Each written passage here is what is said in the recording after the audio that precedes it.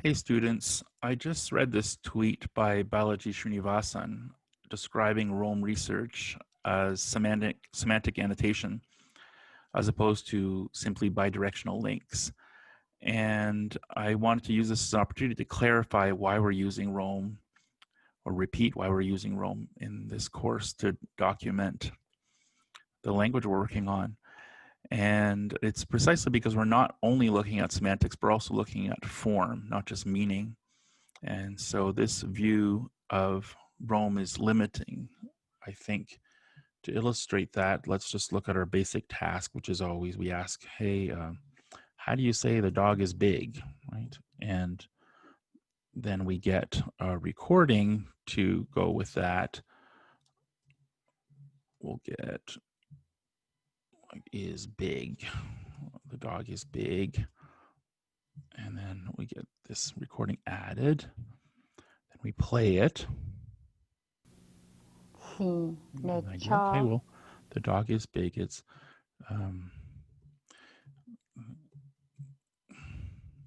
The dog is big. Okay, then put that over here. So then we analyze it in a table as usual. And in our table, we now have the word dog is pretty frequent, so it's pretty easy to gloss it. There it is there. Probably comes up pretty often, eh? And then the other form is big is again another form that I'm sure we've glossed before. So let's check. Yeah, there it is right there. Okay. All right. So let's collapse that to see. Now, oops, what happened there? Okay. So the point is that we're glossing things in this way underneath, but there's also the forms that we're annotating when it's useful. So in this case, we've glossed the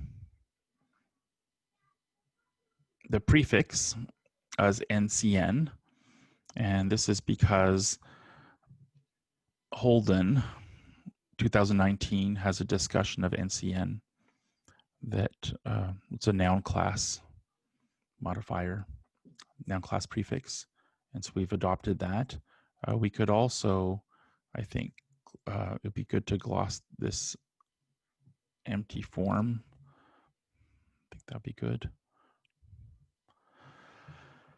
And so the point is that when you click on this, okay, we not only have a discussion of ne as the noun class marker that Holden gives, and he may be right about that, but we'll see that in Holden 2013, he describes that same ne as a verbal classifier as opposed to a noun classifier.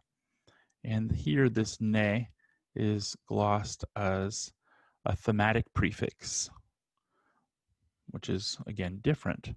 Over here, ne is glossed again by Holden and McIntyre by different paper as the second person singular subject in the imperfective aspect.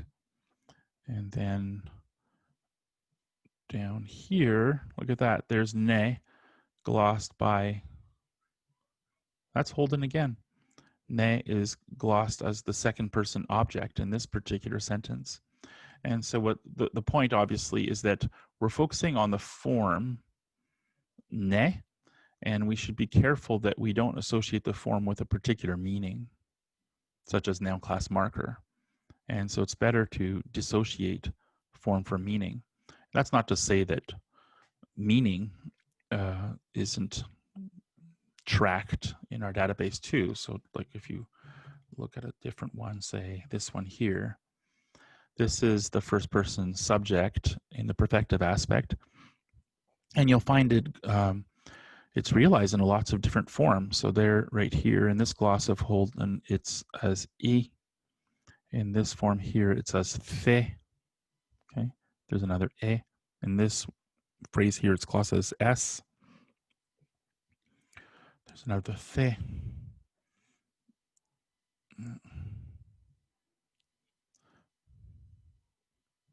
It's glossed as re in this one. Okay, look at that. It's glossed as ne in this one.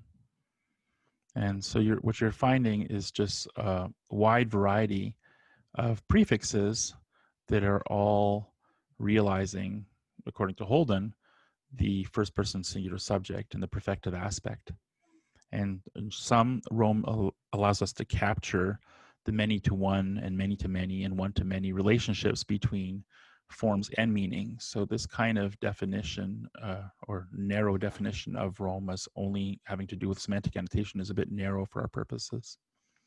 That's the point I wanted to make. That's all.